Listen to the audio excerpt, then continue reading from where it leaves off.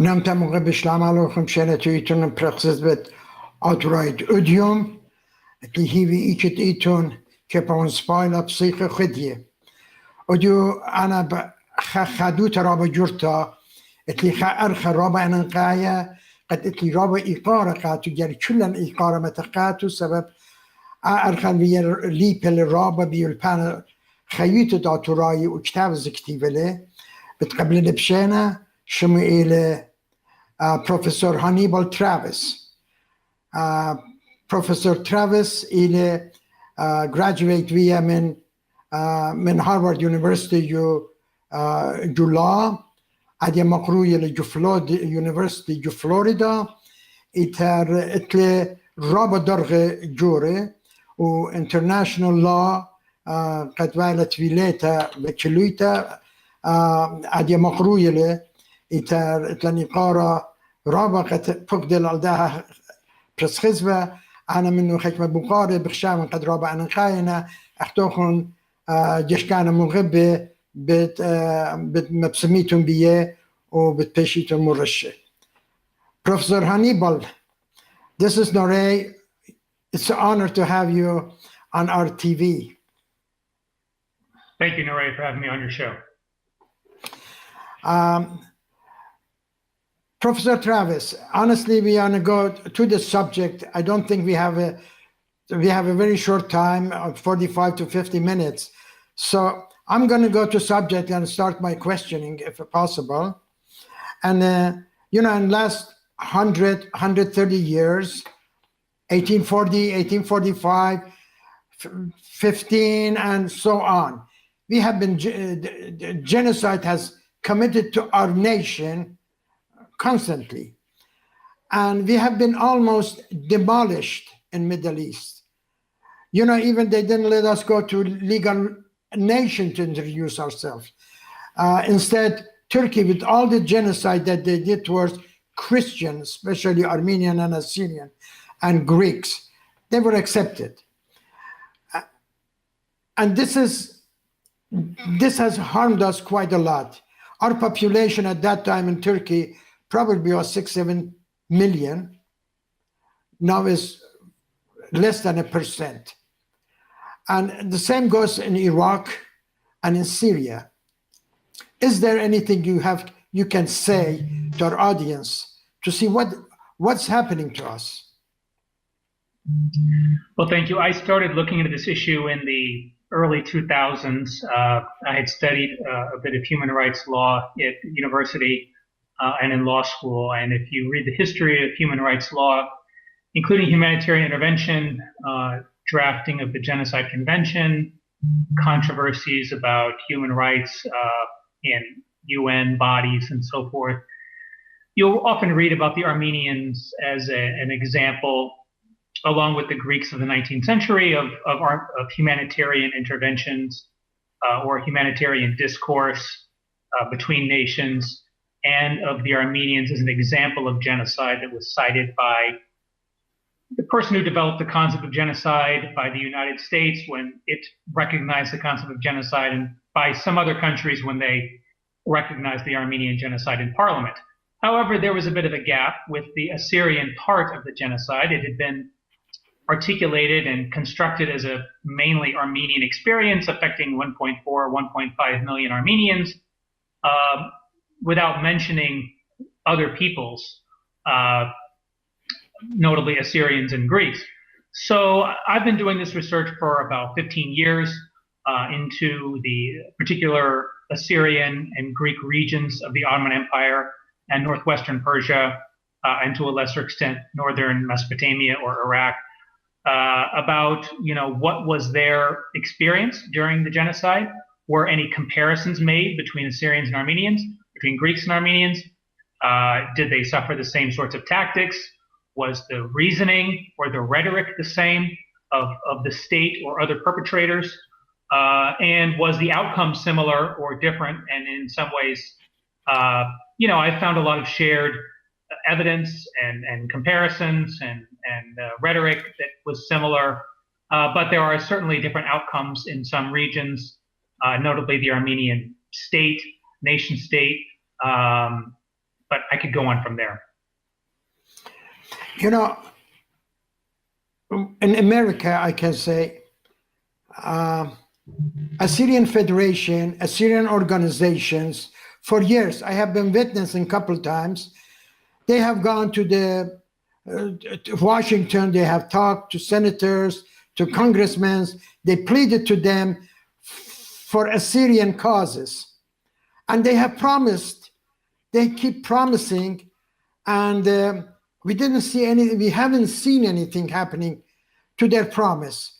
Also, as you know, in World War I, Europe and Russia, especially England, they promised a safety, a property for us, but it did not happen. So, is it reason to go to talk to the governments if it is not in their policy? Well, you could say that some progress has been made over the years with contacting governments for aid. For example, the remnant that made it from Hakkari or northern Persia into Mesopotamia, and then Britain provided a lot of aid to them. Britain included them in sort of the nation-building project of the Iraq Mandate that sort of transitioned Iraq to independence. Unfortunately, with independence, a lot of the guarantees that were supposed to be imposed upon a newly independent state under the League system were weak or unenforceable. So in 1933, with the Semela massacre and other efforts to either marginalize or prevent the exercise of various human rights in the Assyrian, plurality or majority areas, a lot of that progress was lost for some communities. Other people were more assimilated into the new Iraq and the Arabization program that it had, and the numbers of those assimilated people grew quite dramatically. In Persia, which became Iran, a number of Assyrians became active in various walks of life, became prominent in different professions or industries. A lot of that progress after the First and Second World Wars was then limited or undone with the 1979 revolution. In Turkey, the situation has probably been the worst. Since 1918, the numbers have been very small. There was a bit of an effort to move back starting in the 1990s and rebuild certain areas. Some of those people were threatened or felt that they had to leave. And then, since 2015, the situation has gotten, very bad, of course. And there was never really that many or that large of an Assyrian and related, other minority Christian communities in the Southeast or the Northeast, for that matter, since the First World War. So the situation has been, of course, terrible. In terms of what can be done today, there are various efforts to get a genocide resolution in Congress. Seems like that will not succeed. It rarely does, even for the Armenians, and they've spent a lot more money on it than Assyrian groups have, or the Greeks. There could be something done to rebuild areas of Iraq or Syria that had Assyrians living in them, the Kabul River area, the Nineveh Plains, neighborhoods of Mosul or Baghdad. I don't know what is going to be done with that. I don't expect a lot because, a lot of countries are boycotting the reconstruction of Syria, first of all, unless they are Russia or Iran. And with respect to Iraq, there's a lot of corruption and political patronage that, either makes donor states hesitate or that funnels reconstruction to certain groups and not to others. And there have been reports of that even going back to 2006 and 2007, or even before. Will that improve in the future? It's difficult to say. Well, at this time, it is becoming essential, Mr. Travis, that we are losing our entity.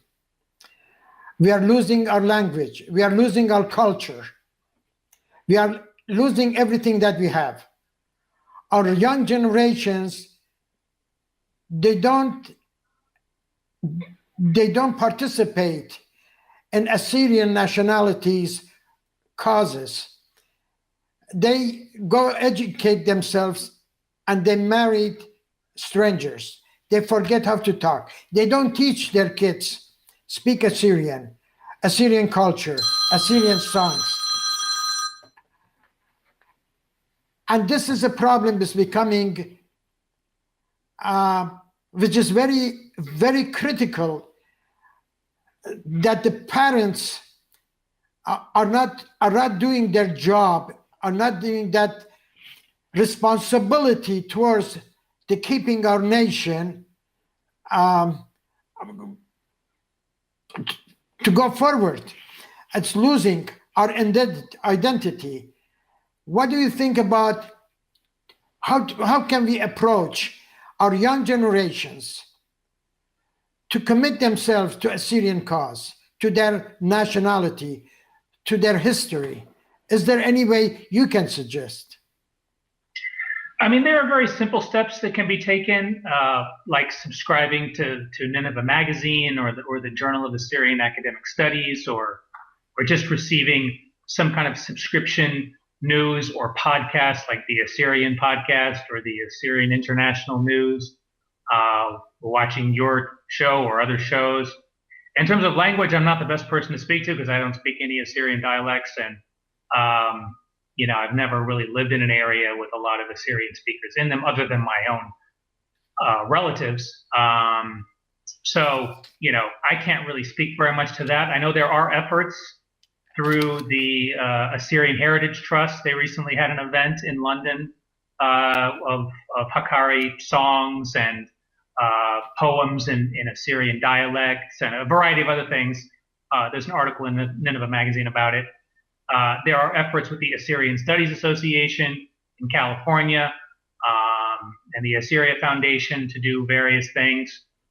We hope to have conferences and literary projects and historical projects, but it's just getting off the ground in terms of hosting the first just workshops, really, not necessarily conferences.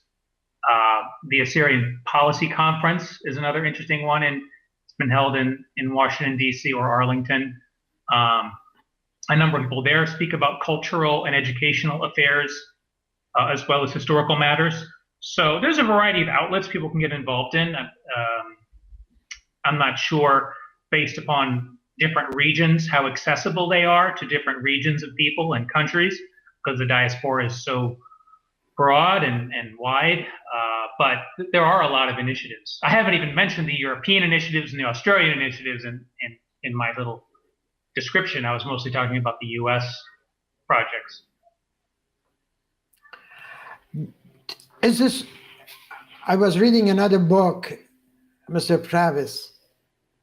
After tomorrow, after Saturday comes Sunday. Is this an ideology that has been given to Islam to kill the Jews on Saturday and kill the Christian on Sunday? And if that's the case, and if that ideology, if we can call it ideology, our Assyrian in Iraq, they're not going to last much longer. Is that an ideology? Is there anything we can convince Islam that we are a people of peace? We are not enemy of them. Well, there are certainly extreme ideologies in many, religions and nations, and there's a small group that has an ideology similar to what you described. I don't know whether anything can be done to persuade them. There are efforts, what they call de-radicalization, in different countries where they spend money on. It's almost like rehabilitation of juvenile delinquents in domestic law or state law, like California law, to like a drug court almost, to get people off the streets and into education and into a more socially productive frame of mind. And there are similar efforts like that for people who are in danger of radicalization into extreme ideologies in different countries. How successful they are, I don't know. It's not really my area. I mainly write about the judicial aspect of, there is this idea, or there is a doctrine that all countries have a duty to prevent and punish, genocide, torture, and other serious international crimes. The problem with that is, after World War II, proposals for a standing international criminal court that would take all these cases and would be there like a prosecutor for the entire world was rejected. Even a lesser proposal that any country could use its own courts to punish genocides from other countries, that was sort of rejected. It wasn't clearly put into the genocide treaty. What they did put in is that, well, maybe we could have an international court later. But the problem was it ended up being 50 years later. And even then, only a minority of countries signed up. And it was usually the countries that weren't committing genocide anymore, or that didn't have a genocide problem even to talk about. So there have been, no successful prosecutions for genocide in the first 18 years of that court almost. And even when there is a chance to have a prosecution, like Darfur region of Sudan, the Security Council referred the case to the International Criminal Court, and there's been a change of government where they put the president under arrest, and he has an arrest warrant from the International Criminal Court for that genocide. They say, we're not going to turn him over because some people wouldn't like it, his fans or his support base. So there's a lot of barriers and deficits in the system for punishing and preventing genocide. And in your book, I was reading that, of course, Yugoslavia, Rwanda, all those genocides that has been recognized officially.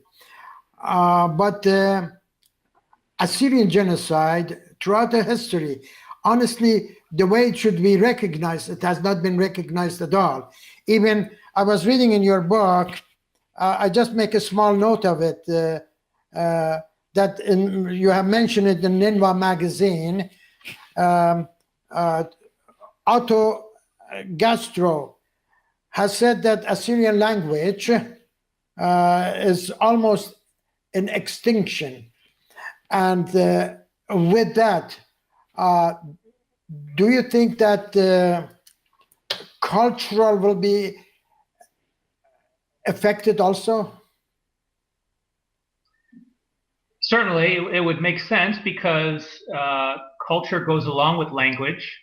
There is a philosopher who said that language is the house of your existence.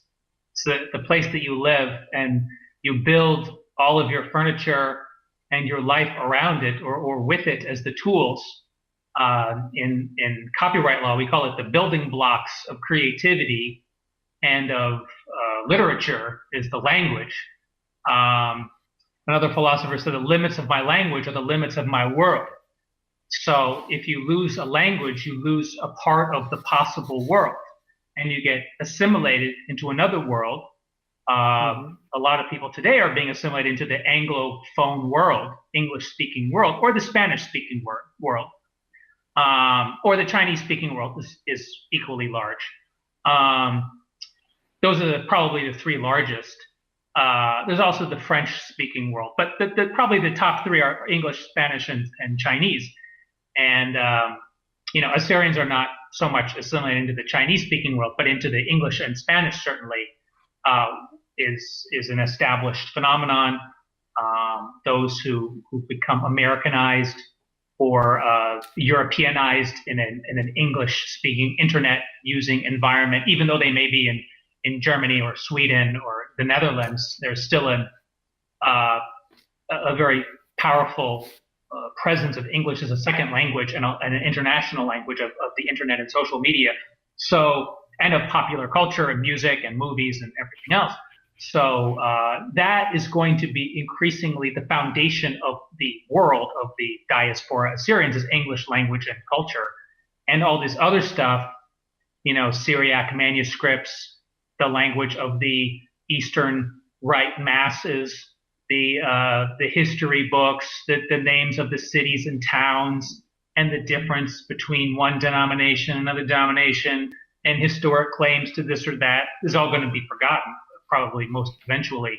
In the same way that a lot of people who are now Anglophone in Australia or the United States do not remember or don't have very good access to the Aboriginal or First Nations culture and lifestyle that existed, in the 17th or 18th century, and that people in South America who are indigenous, they may not have that. They might not be able to access the traditional lifestyle of their own people because they're now Spanish speaking or Portuguese speaking, and they participate in a kind of a Roman influenced culture, as the English culture is too. It's a mixture of Celtic and Roman. So a lot of these cultures today that are dominant are really descendants of the Roman Empire in a certain respect, and philosophers trace the history of thought back to Greco-Roman culture. So it's increasingly dominant, one might say. Mr. Travis, we are going to have a break, for commercial break, for a couple minutes. If you be kind enough, stand by until we come back to you. بدونتي مغبة أديها commercial بشكل آخر مدرب ديرة من نوخن عبتم باسين.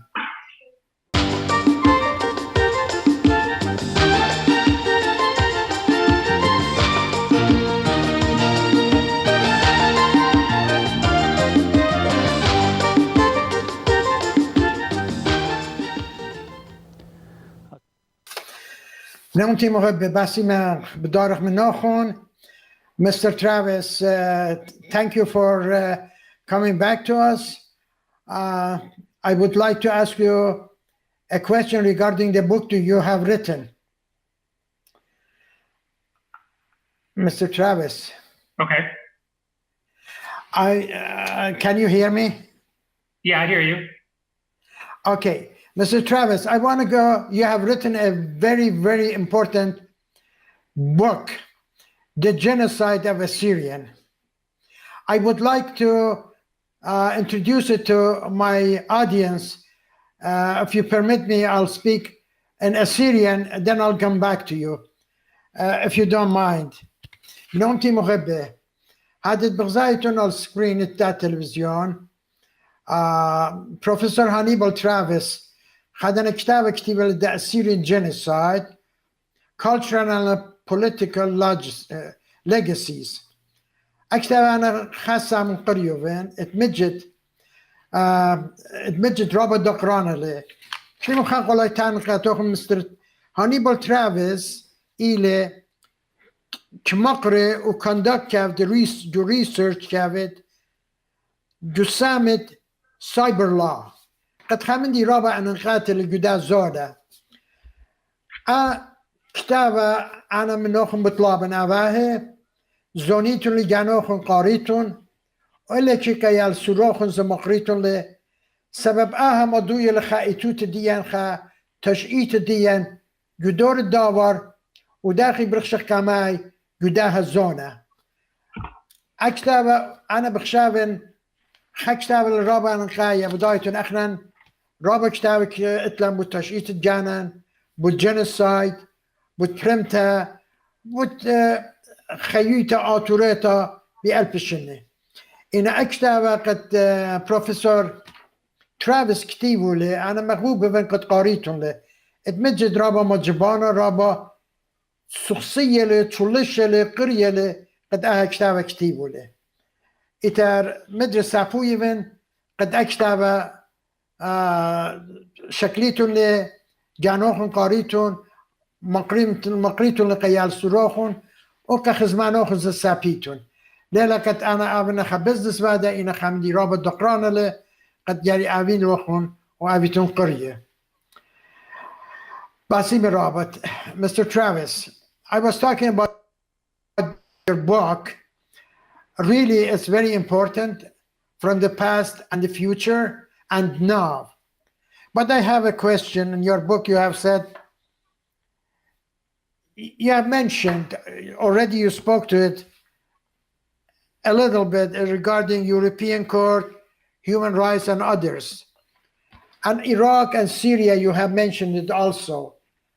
How do you see in Iraq, especially in Iraq, and Nineveh Plain,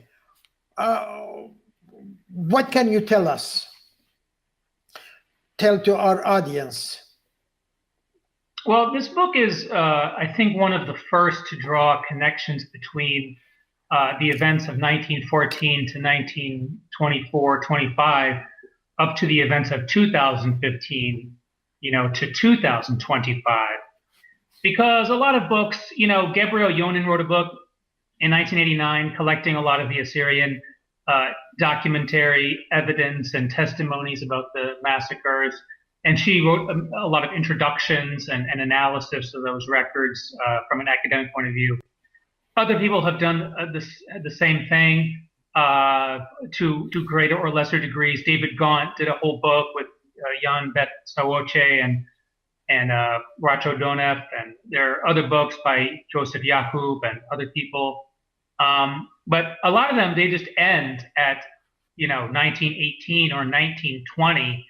So I tried to look forward into what is the legacy or what is the lasting significance and of the event. And I think there are 2 points I try to make, among others. One is that Raphael Lemkin and others were partially influenced by the Assyrian experience, both alongside the Armenians in the late 19th century and early 20th century, and the distinct Assyrian experience in Semele to even come up with the concept of genocide.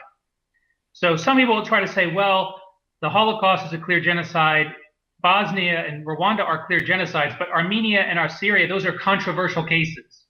Even the European Court of Human Rights said that in the year, I think 2016.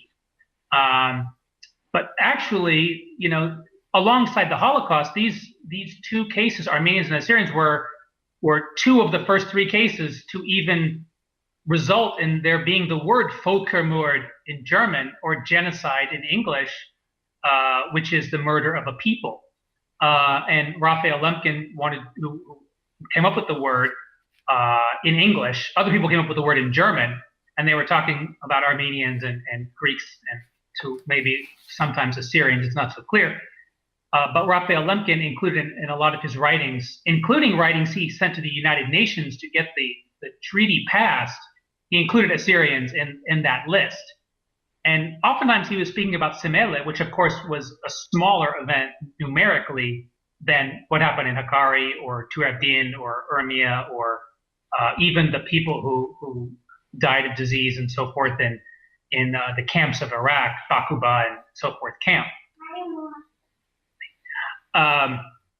So the other part of the book, that's one part of the legacy of the event being influencing the contour of international law. The other legacy is that people believe, both Lemkin and the UN experts on genocide,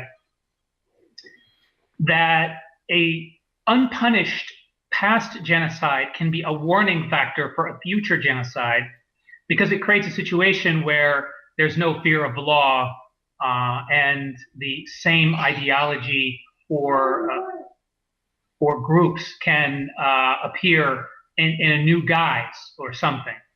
So I try to draw connections between what happened, in 1915 and what happens in more recent years. And the nexus I draw is the people who perpetrated the genocide in Iraq and Syria that was recognized by the United States and others in recent years, oftentimes came through Turkey. And if Turkey had been a more diverse place and had not had this influence and legacy of genocidal leadership within it, then perhaps that wouldn't have happened. So the last chapter looks at some of those links and connections. I didn't come up with them. Other scholars have written about them. I just try to put together what was written about by other scholars about the connection between Turkish territory and what happened in the Nineveh Plains and Sinjar and eastern Syria and Mosul and other places in post-2000, really post-2004, but you could say post-2013 especially. But you are mentioning that 2025. What's going on in 2025? What's going to happen in 2025?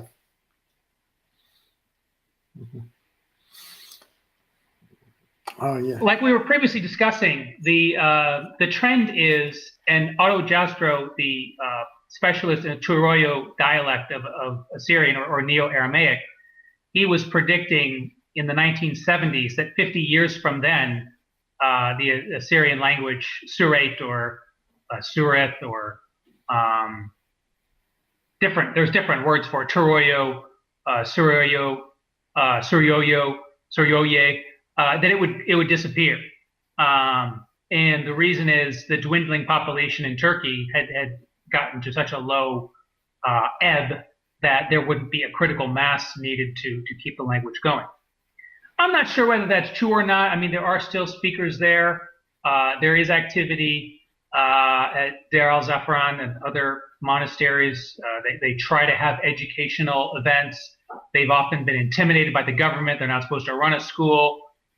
If they're a religious institution, even though there is no sort of secular infrastructure for Assyrians or other minority groups in the east part of the country.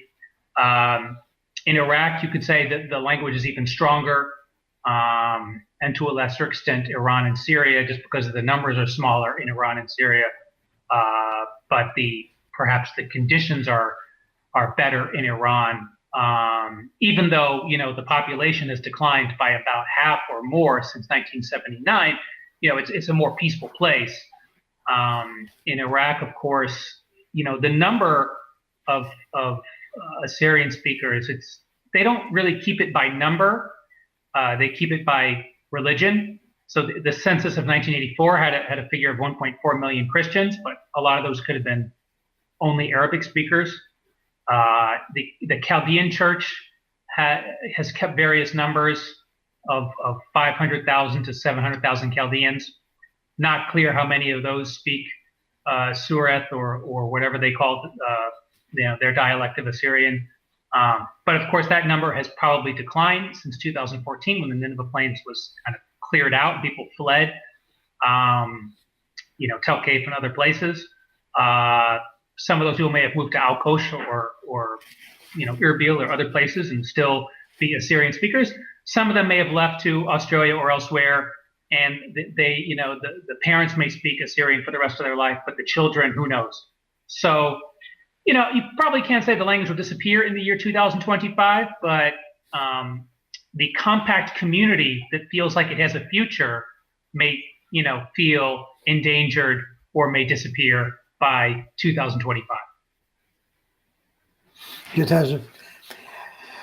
Mr. Travis, if we take percentage of growth population in 2014 and 1914, the population of Turkey was, I don't know, 13, 14.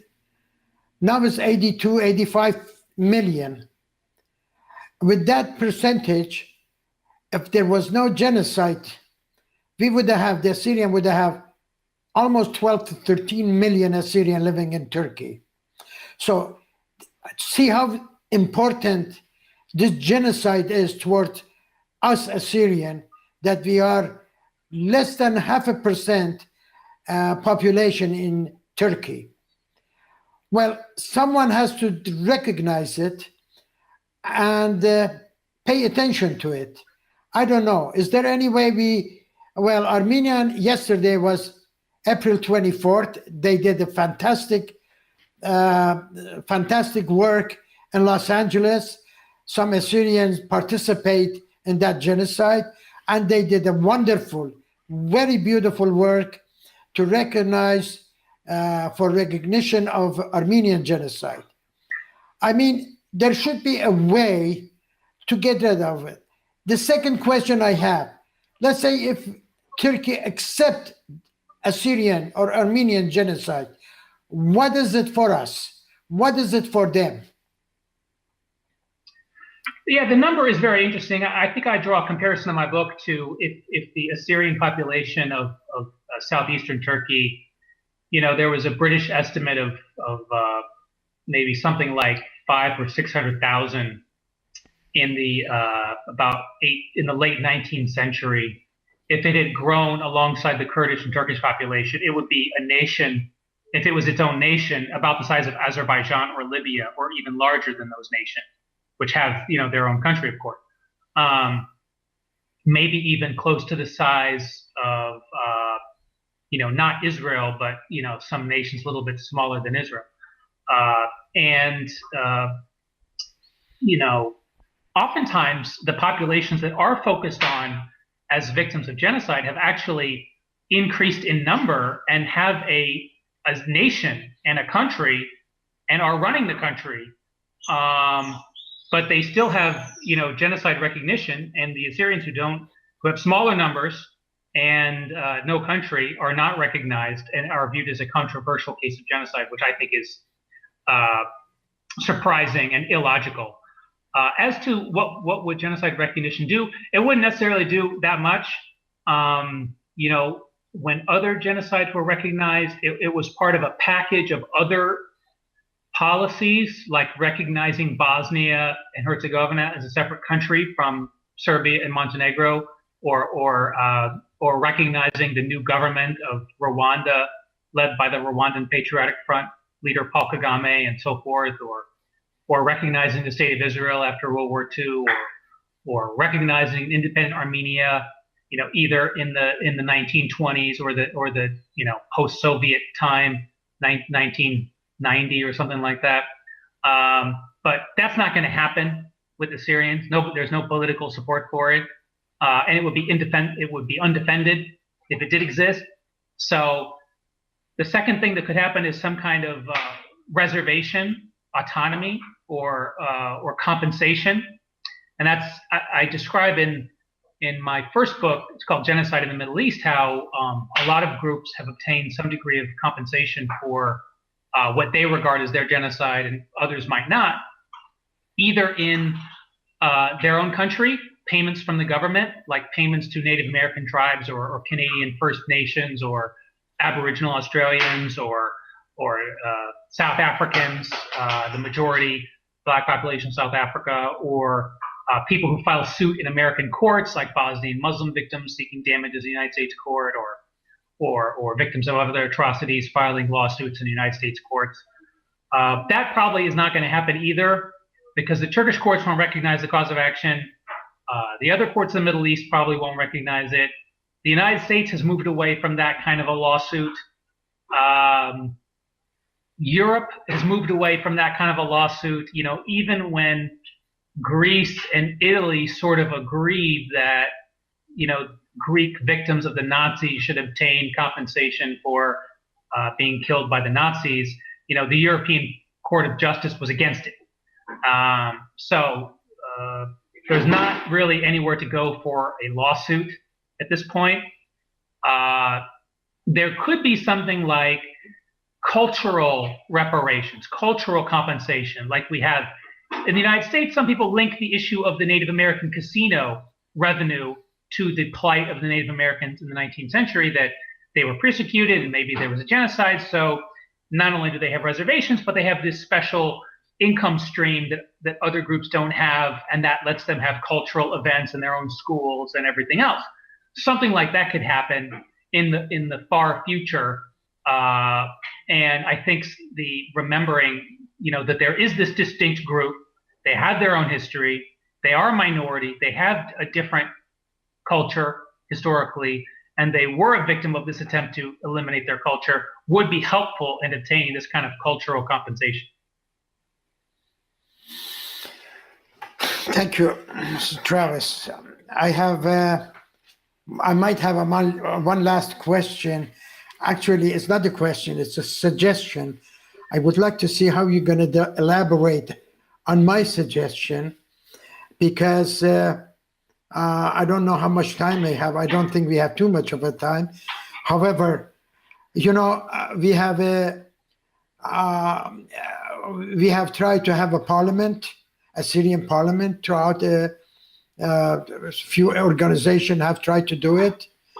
I'm not going to mention any names for now, but my suggestion is if you can take a leadership or be involved to have a meeting with the Assyrian scholar, 6, 7, 8, 9 people. I can mention few names if you want me to. I like Dr. George Habish in London. He's a fantastic. There are many. I can name few in the United States. But you guys get together, make a resolution, put Assyrian in a path way to go towards that pay. So in that case, that all the community, Assyrian community, political, non-political, church, all will accept your resolution, your constitution, whatever you call it, towards the Assyrian future. And that future will bring us to unite. We can unite with each other. We can work together. Economically, we can improve. Socially, we can improve. In every aspect of our life, we can improve, and we can become a one voice. What do you think about my suggestion? Is it hard to do? We are scattered all over the world, Europe, America, Canada, Australia, here and there. It might be, I know it's a little difficult to do, but I'm pretty sure if you invite those people in one sitting, I'm pretty sure you can make something out of it. Yeah, there have been events in the past where people got together from different parts of the world to talk about, the genocide issue or the refugee issue or the destruction of cultural heritage issue, or all of these issues combined. It doesn't often lead to what you're talking about, which is some kind of political coalition or cross-denominational cooperation. I don't know what would make that happen, because each denomination, both the civic side and the religious side, has an interest in staying different from the others and having a separate power center. So what can dissolve those lines and create a united advocacy or a united message like some other groups kind of have? I don't know what could be done in that regard. So, Mr. Travis, I appreciate your coming with us and being with us today. And I'm hoping that you will have a very good time. I enjoyed it. Thank you. مي خمسة بيو وتجاشنت annual تجاشنت appreciation إلى خزيتو لأدي فلايرو على السكرين بدمتيل قاتوخن إلى Assyrian Foundation of America متويولا إتا كينوت إلى ميقرأ هادت بغزايتو نادي على السكرين كينوت إلى ميقرأ Professor Hannibal Travis إتا أرخزي إلى دكتور مارك توماس از شوفها بشكل ساعتت خمسة هادت مري خمسة بماي من سطلاها لسيشتا برشا وترا شمسيتون تبقيتون بيه ريزرفيشن لازم إلى خمني رابع أنا نقايلة شركتوخن لازم إلى بدايتون خنا تريداني ليبي بتخييتت امتانيتا آتوريتا قد يوخن قامت خطلاسة تبتاوي همزومة وتانوية ومروشة حتما جدا جو سان فرانسيسكو زبتويا حتما شريكيتون خزيالوخن تلفون ودون هر قدا پرس خزبه قد يوخن بشرابا information بيبل Mr. Travis, I would like to call you back within a few other months if you can. Give us some more updates because we have to move fast. Our nation has to move fast, has to be learn more, and we are learning from you and people like you. Please come with us within a few months from now, if possible. Thank you. I'd be happy to. I enjoy speaking to you. Thanks for inviting me. You always been helpful. Thank you so much for coming. I wish you the best. Thank you. Thanks again. بناوتي مغبة باسي مرابو دي مناني توا اتلي هيوي عبيتون مبسمة بدا برس خزبة ايتابد بتاوخ بالناخن عادي شكرا خمشانا كوشم شلامة